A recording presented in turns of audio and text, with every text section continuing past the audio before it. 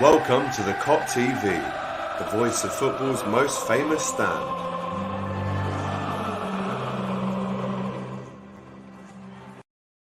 Yes, hello and welcome back to the Kop TV, the voice of football's most famous stand. You guys all know that by now, surely. If you are watching this video, please, we're about to get into a very, very great debate about tonight's result. Newcastle 0, Liverpool 2. But before we do get into it, please hit that like button just to get the momentum going, the algorithms jumping up and that kind of thing. So hit that. Make sure you comment as well. I know some comments have already come in. We will get to those, of course. If you want a super chat read out 100%, send that through as well. It would be highly appreciated. And of course, subscribe if you're watching this and you haven't already. A frustrating night. Toothless, really. Liverpool sloppy. Quite worrying, in fact, that we've only scored one goal in the league in the last 2 games. Normally, obviously, after 7-0 against Crystal Palace, you'd think the momentum would continue. Tonight, we just looked, definitely in the first half, we just weren't up for it as much as they were. Callum Wilson really showed Nat Phillips, you know, what kind of game it was going to be. Straight away, they started a lot better than us. And to join me in going through this game with a tooth comb pick, I've got Darren Whelan, regular to the channel now. Daz, how are we, fella? You good? Yeah, okay, Alex. Obviously, like us all, disappointed. 2 points in 2 games. It's usually disappointing. The 2 games that we really should have won, I thought tonight. I don't think we were brilliant. A few positives to take away from the game, but I thought we created enough to win the game and to get a goal, and that would have made a huge difference, obviously, in it, you know. Yeah, absolutely. Let's start right from the beginning then. So when the team sheet comes in, we kind of thought, didn't we, that Nat Phillips, well, I actually said Reece Williams, but Nat Phillips comes in, Thiago on the bench. What a huge boost that was for everyone to see that before the game. But what was your reaction to the lineup? Were you happy with that from Klopp? Milner obviously coming in. Yeah, a little bit. Yeah, I wasn't too surprised with the midfield, to be honest, Alex. I didn't expect Thiago to get a start tonight. He's only been back after being out for 3 months. We know that Jurgen likes to slowly but surely implement the players before just giving them that full start. So, and I think it would have been probably a little bit unfair on the likes of Curtis Jones and Milner, who's only back as well, injury, to just brush them aside and bring in Thiago. But I think it was a perfect game from looking back. He should have started. Nat Phillips a little bit surprised as well, because Reece Williams seemed to be preferred to him a lot lately, where we've seen Reece getting more starts. He come on the last game against West Brom, and Matip come off injured, so that indicated to me that he was preferred over Matt Phillips, and he was going to be now our second choice along with Fabinho. So slightly surprised, but I thought again, Matt tonight best of times he done well. It's very hard for the likes of Reece Williams and Nat Phillips because they're not playing consistently, they're not playing regularly, they're young lads, they're inexperienced. For them to come into a game and start a huge game where we have to take nothing but 3 points, it's a big task, it's a big ask from them. I know they're professional footballers, I get that. They've been around long enough and involved in the game in the first team by training and stuff, but it is a big ask to just put them in, start them, and expect them to replace Joe Gomez, Virgil van Dijk, Joel Matip, these type of senior players who have been very integral to us and very experienced. So, but he's done okay, I suppose. Defensively today, I thought we were okay. Just disappointing that we weren't sharp tonight, and obviously with us not being sharp or we were creative enough, but not clinical. And that was the disappointing for me. Key. Listen, we'll go through the game, definitely get bit by bit. Obviously, the title to this video, we've not beaten 4 out of the 6 bottom teams now. Fulham, obviously, Brighton tonight, and the other one being who was the other one? West Brom. So it's poor. So the team was okay, I guess. You know, there weren't too many surprises. Brilliant to see Thiago on the bench, and then the game starts. They definitely are on top of us in the first 15, 20 at least. We don't really wake up until 30, 35. The facts are, Darren, that this is our first 0 goals for us this season. First 0-0 against Newcastle since 1974. They said at the end of the coverage there, 30 points we were ahead this time last year. We're now 3 points ahead. And United, of course, do have a game in hand over us. So talk to me about your frustration in not being able to put away these smaller teams. Again, this is an argument that a lot of people have thrown at Liverpool, not just this year, but traditionally. do well in the big games, and then it's these kind of teams that we fall down against. With all due respect to Newcastle, of course. Yeah, well, look, first things first, Newcastle I thought were very good today. They were very professional. They got a lot of luck, which is what credit to them.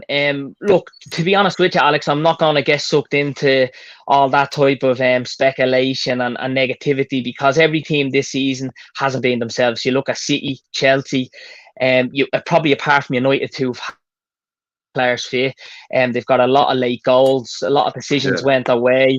But apart from that, like, you look at Spurs, they 2 points in 4 games. Their game was called off today. Chelsea have been very lacklustre of lately when the games have come thick and fast. Leicester, very inconsistent. So any of the teams that's up there, to be honest with you, have been very inconsistent this season, and like ourselves. But we've only lost 1 game, Alex. We've drawn a lot of games, which is very frustrating. 6 games where 6 games now, does.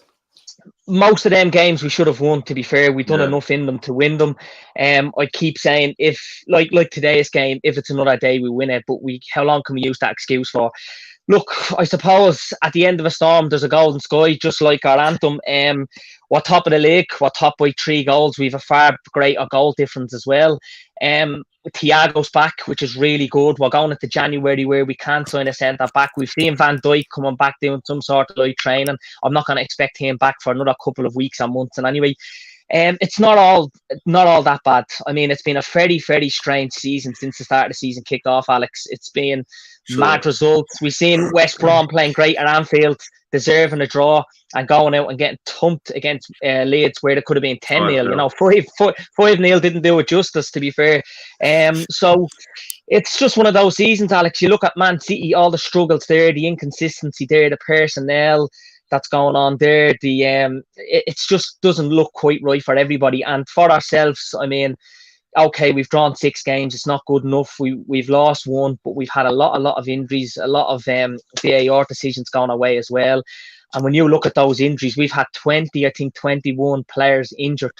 A lot of them long term. If I was to say to anybody, and I'll go back to in September when we were beaten 7-2 against Villa, if you say to anybody then, you've Van Dijk injured, you've Gomez injured, you've practically nearly every player at some stage of the season injured.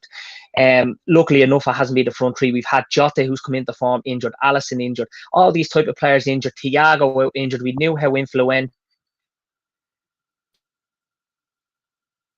instrumental he was. Disappointing and frustrating. But look, we're on top. We're the team to beat. Here's not getting over the line like some have of late. But we'll be there, and we will bounce back. And it's going into a new year now with some optimism. And to do it, having the Liverpool blinker, realistic and open-minded about every team that's around us. And I just think team that will be there come the end of the season. No doubt about that. Nice one. Let's bring in Theo. I know he's been waiting in the sidelines. We want to get into the ins and outs of the game. Just before I bring him in, though, get into some comments. That was a grudge match. Man of the match, Darlow. I'm saying the Magpies deserved the point, but we weren't shy. Just up against a solid defence and not clinical enough. Absolutely. Hi, Alex. Back to you, David. Thanks for joining us again tonight. Evening all. Strange season. All the 6 top sides have had a bleep. Yes. Just a couple of more. Guys, remember, if you do want one of your comments read out, 100%, because we haven't got time to get through every single one of them, although we appreciate all of them, of course. But do get your super chats in. If you can. Thiago was class. We are going to touch on him when we bring Theo in. That's his first question. Get them all out of my club, Alex. Paul McKenemy there, reacting obviously to the sickening, really, draw tonight. A lot more chat there from David. And Forza says we are so inconsistent. 6 draws, not good enough. David says, Darren, we're going backwards. I think a point there that Darren made. Newcastle, Fulham, Brighton, West Brom, all draws are going to cost us. Not good enough. Newcastle will now get piped by Leicester. Watch. That would be our kind of luck. Darren, man of the match. And Southampton will now turn into a prime Barca at Anfield. So there's your comments. Let's bring in one of the Kop kids. Theo Woods. How are we, fella? Well, you're not even a fella. You're a kid, aren't you? You're 13 or something. I mean, no. Yeah, it was poor, wasn't it? We didn't wake up in the first 10 minutes, whatever. But 10, 15 minutes we didn't wake up. Then we started to get our rhythm back, but it just wasn't enough. Darlow, he turns into like prime Manuel Neuer.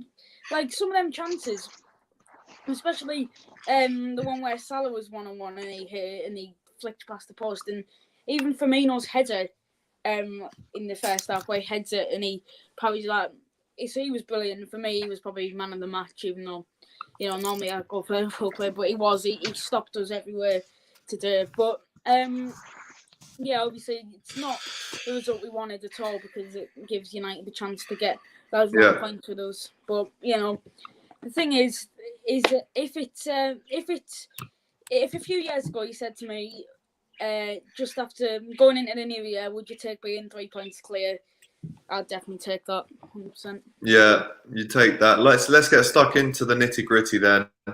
Like I said, didn't really wait until the second half. A few chances. Salah with a big chance. Great save from Darlow. Wijnaldum had a couple of bits on the edge of the box when he came on. Firmino, obviously a sitter at the far post. I would call it a sitter. Mane not clinical today.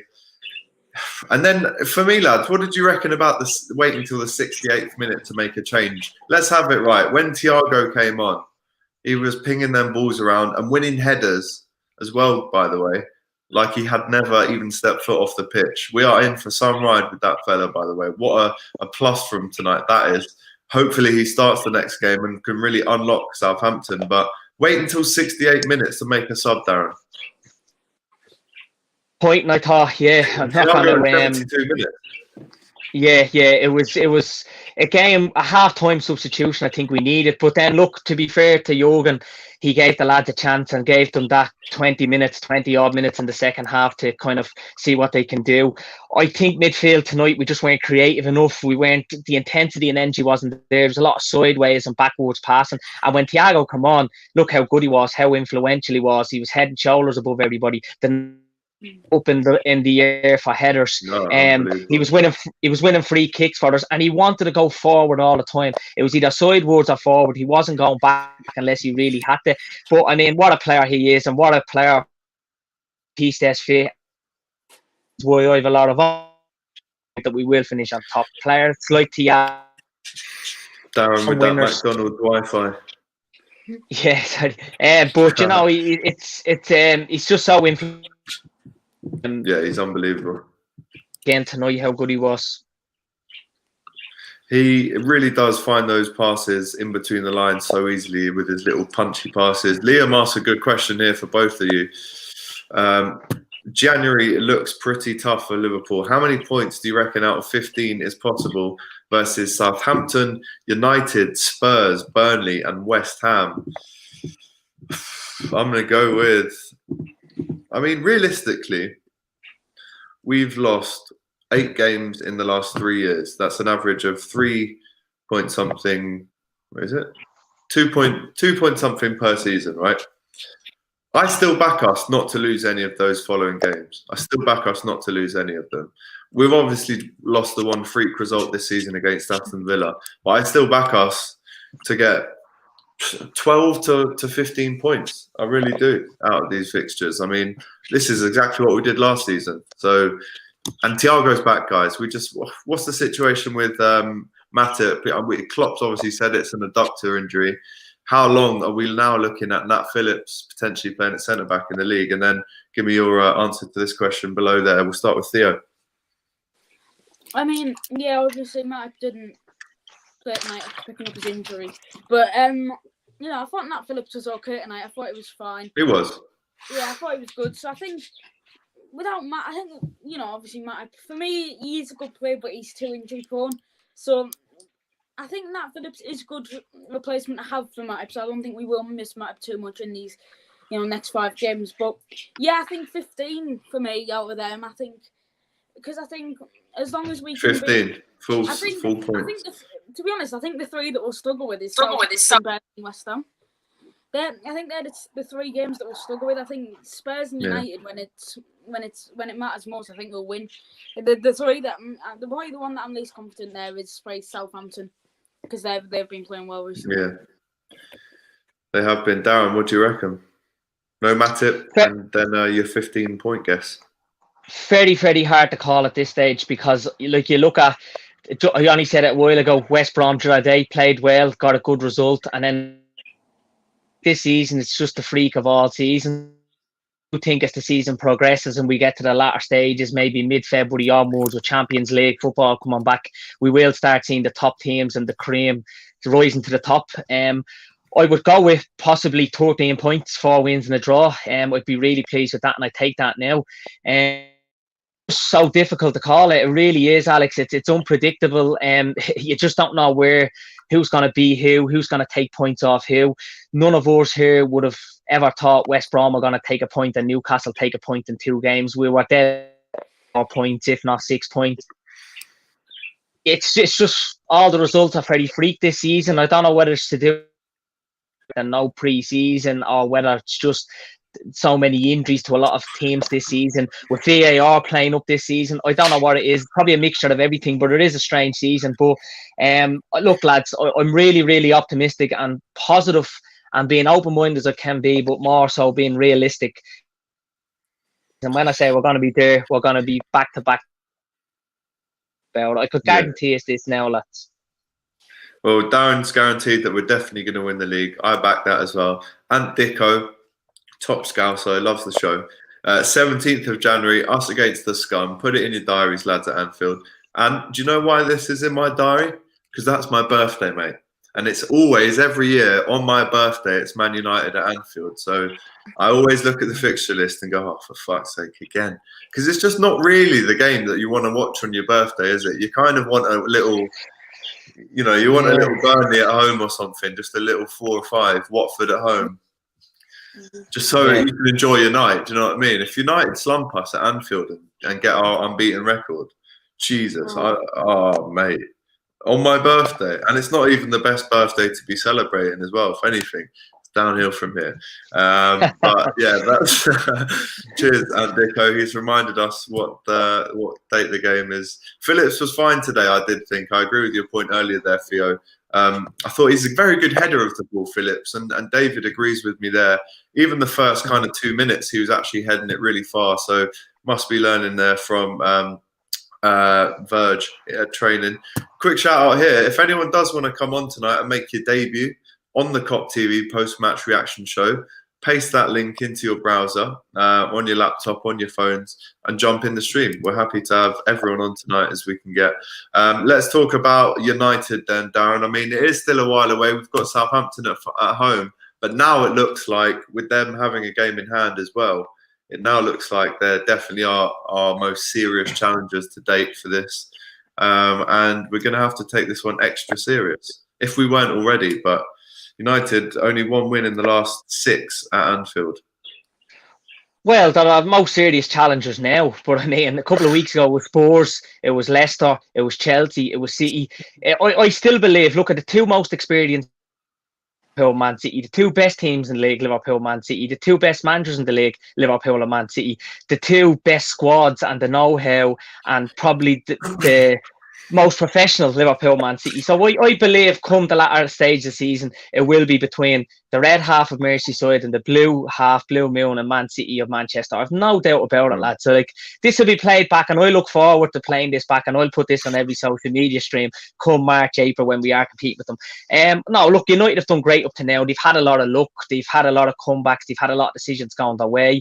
And they haven't had many injuries either. So look, I mean, the thing with United is they don't have a whole lot really to play for. And what I mean by that is every couple of weeks, their manager's job is on the line. They go out, get good results. And I know a lot of United fans I walk with, I hang around with, I see around. And they don't have a lot of optimism and a lot of hope. So it's really on a wing and a prayer that they're doing really well at the moment. But they're not.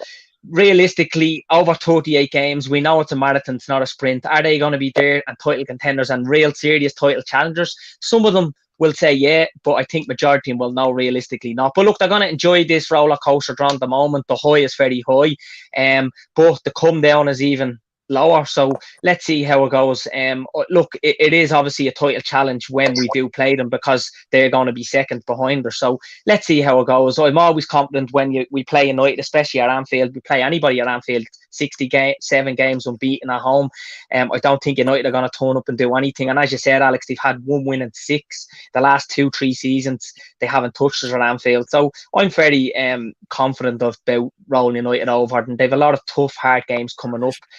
When they do go into the Europa League, Thursday night jinx as well, going into Sunday, Monday night games. So it's still for me, Liverpool and City, but in a couple of weeks it could be Wolves or title challengers, it could be anybody. It's just a strange, mad season how it's going, but I'm definitely backing us to beat United, absolutely.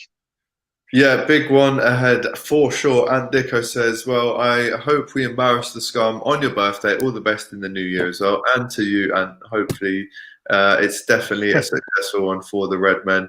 Theo, nice to see Thiago come back on. He was really pinging them passes around, zipping them through the lines.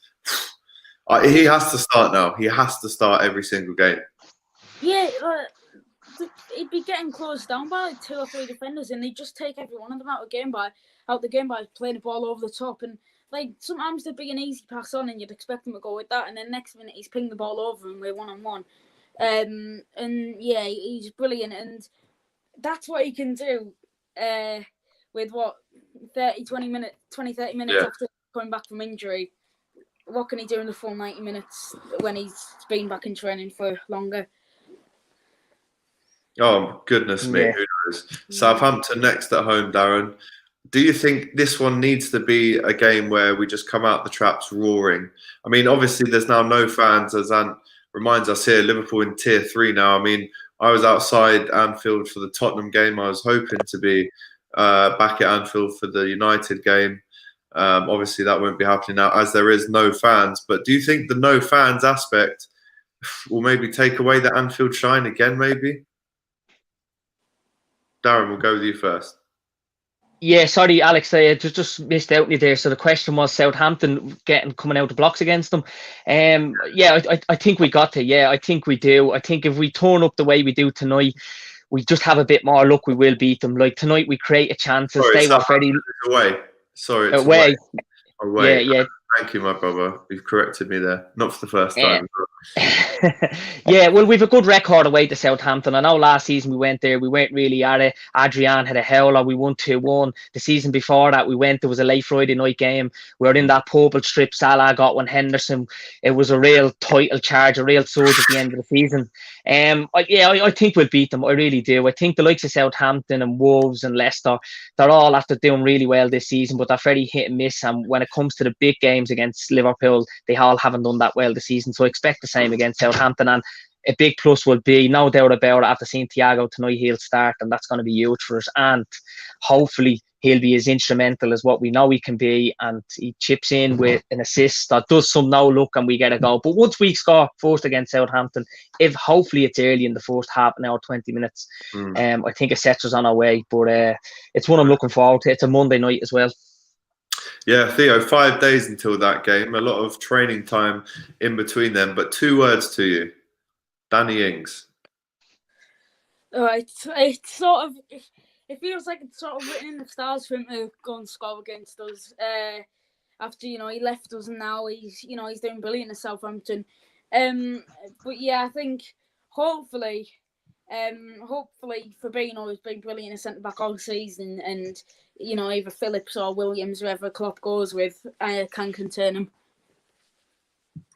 Yeah, and they've contained pretty much everyone they have faced really this season. Obviously our biggest loss with Gomez and Van Dijk at centre back. So David here says Thiago, Hendo in defo, and take your pick from Ginny, Milner or Jones. That's a great engine room. Obviously Shaqiri can play somewhere in the middle as well. We've seen that. Darren, who starts the next game in midfield for you? Well, our best midfield, I think, is Hendo, Thiago, Gini. It has to be those 3. Obviously, there's always a good shout for James Milner with his experience, his composure, his work rate to come in. Curtis Jones, he's still young. I do feel now, between now and the end of the season, we probably will see less of Curtis because he's still only a young lad. It's going to be very hard to get into between when you have Ox coming back, Shaqiri, you have Thiago, you have Hendo, you have Gini, you know what I mean, all there. James Milner there as well. So it's going to be a lot harder for him to get in, but I'm sure he'll accept that. I mean, he's only 19. be those three, and it has to be Nat Phillips as well playing centre back. I think the issue with centre back has been we've chopped and changed it too much. We need some sort of partnership there with Fabinho. Reece Williams has been brilliant, but I would have thought earlier Reece Williams was going to start because, as I said to you, why? Your reasons why. I think he just seems to have gotten the nod a bit more than Nat Phillips. Obviously, he's in the Champions League squad as well, and Nat isn't. So we just have to sort out that partnership at centre-back and try and get a bit of structure and stability there with two of them playing alongside each other and getting to know each other's game more. And if we can go with that three in midfield, I think it's frightening with Hendo, Thiago and Gini. That's something I'm really looking forward to seeing. I've been on this show numerous of times saying they're our best trio in midfield, and I can't wait to see them. And hopefully it will, for everyone that was listening to me and having to listen to me keep going on and talking for Ireland about the three of them playing, that'll get to prove them somewhat why as to I've been going on about them. Yeah, David says spot on, Darren. And Klopp was smart to start Curtis tonight, so his mistake last game in his rear view mirror. Theo Klopp said Matip's out for 3 weeks. I mean, realistically, when Matip comes back, that'll be the end of towards the end of the January transfer window, if I'm not mistaken. I mean, with all the new rules and everything that's happened, is it still January the 1st that the window opens and it shuts January 31st? Is that still the crack? I don't know. Yeah. It might be, yeah. Right. So let's say the window opens in 2 days. We're still not going to buy anyone, are we?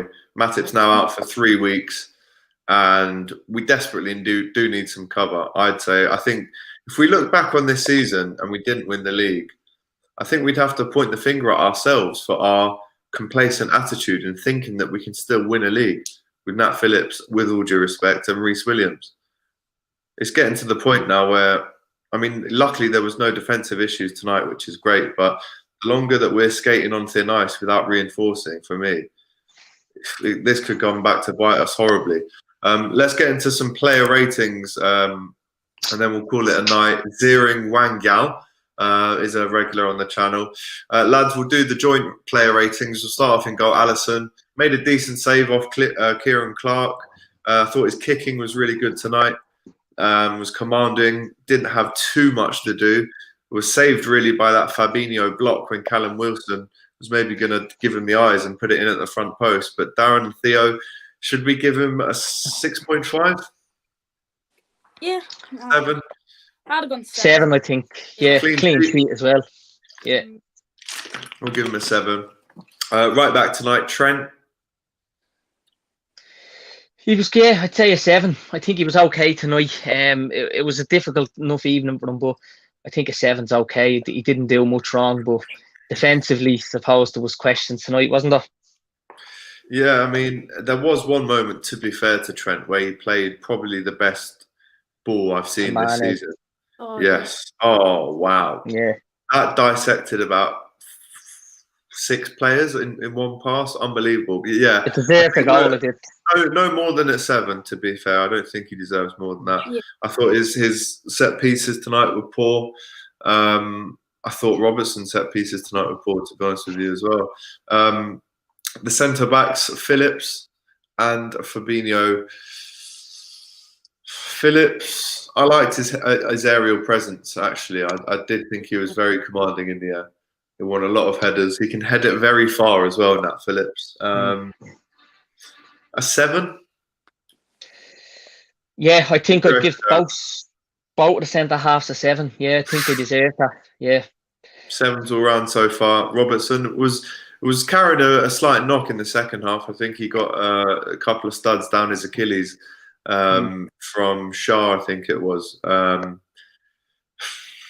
7?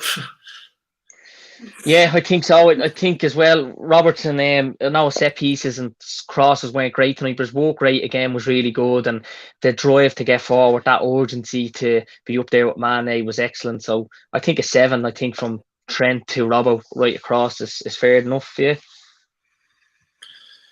There you go. Let's jump into the midfield then. Let's go with Curtis Jones. A quiet game, really. Came off for Gini Wijnaldum on 68 minutes. Didn't do an awful lot wrong, but wasn't that impactful. 6.5 maybe. Yeah. Even a 6 maybe. 6 maybe tonight for Kurt. Let's get on to who else in the midfield. Hendo. I mean, what I thought tonight with Hendo was, no matter what minute it was in, you still hear him. I had the sound for the crowd off tonight, and he is clapping and shouting every single pass still. And it is great to actually have that kind of character still around in the team, because Carragher used to do it. Do you know what I mean? Gerrard used to not do it as much as Carragher, but we still do need that, someone to just raise the tempo every time we're on the ball. I loved his communication, but yeah, not his best game tonight.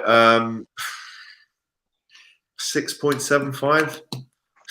It's precise. I think a 7. I think he was good. He makes us tick every time he plays. I don't think he done a lot wrong tonight. At the end of the game, he wore out a bit of energy. He sapped it out a bit, but I think he was okay tonight. I think if Thiago was on earlier and made that midfield just a bit easier, tick a bit more creative, we might have seen even Henderson playing better. It was a tough game from with Milner and Jones in there, you know. Yeah, Milner, yellow carded. Went back a lot tonight, a lot of sideways. But he was strong, I suppose. He's very composed at the best of times. Maybe a 6.5, I think. Yeah, David gives him a 7. Ant Dicker gives him a 6. So that really means that Theo, it is a 6.5. Yeah. Who else was in the midfield tonight? Sorry, I've had a very, very long day today. It's all, Jonesy. We've done Hendo, Jones, and Milner now, haven't we? Yeah. So I mean, the lads up top, we can kind of give them all the same, really. I think they all had individual moments of kind of promise, but I can't really imagine giving any of them more than a 6.5 tonight, to be honest. Not clinical enough. All the big chances fell to them, and they didn't really deliver. Yeah. Theo, what's you reckon about the lads up top tonight? I mean, yeah, like they played well, you know, as always. But like, we just had some of them chances. You just think that's got to be a goal, and it just wasn't. Like Salah's, and then Firmino's header at the back post, from the corner. Mane when the ball was on the line. But to me, there, I wasn't sure whether that could have been a penalty or not, because he did hold his leg, Darlow. But yeah, I think probably 6.5, 7 for them. They weren't clinical. They didn't finish their dinner at all. Yeah, absolutely. Let's go on to the subs. To me, Thiago probably did more in 9. I think he was on about 23 minutes with added time as well, but he did more in that time than creatively than the 3 put together tonight that started for me. So he's getting a 7 easily. Can't wait to see Thiago start the next game. I just don't even think we realise what kind of incredible talent we have yet. I just can't wait for people to see it on a week in, week out basis. But I genuinely think we've got someone extremely. I mean, I've been saying, I was on Sky Sports saying we're going to win the league with Thiago. So, you know, we've still got to do that. I think the fact that Thiago put a shirt on deserves a 10. Just the fact that we got to see him. Yeah, we'll give him an 8. I'm quite hard with my player ratings, but I'll give him an 8. Yeah. And then obviously Shaq came on for a minute or two. 92 minutes. Weird time to make a substitution, really. You're not giving him a chance, are you? Yeah. No, it was disappointing to see him coming on so late, and he actually took a free kick for his last season, or was it the season before? Sorry. Where I set up Origi's late header. So, look, going back to Thiago, lads, without holding this too long, it's unbelievable. It's world-class appointment. And again, a player, a magician like him, being out for us for so long and to still be where we are. A Rolls-Royce and Van Dijk being out for so long and to still be where we are.